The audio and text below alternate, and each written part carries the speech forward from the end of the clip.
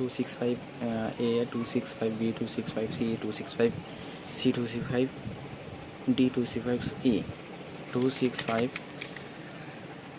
F alt plus X এগুলো এক একটা সিম্বল হয়ে গেল 265 A alt plus X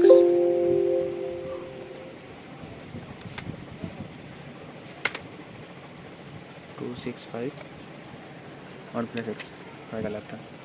এভাবে করতে হবে 265 F, এটাতে আমরা করবো হচ্ছে 265 alt plus X, এটাতে দাবার একটা চিহ্ন হয়ে গেল। এইভাবে করতে হবে।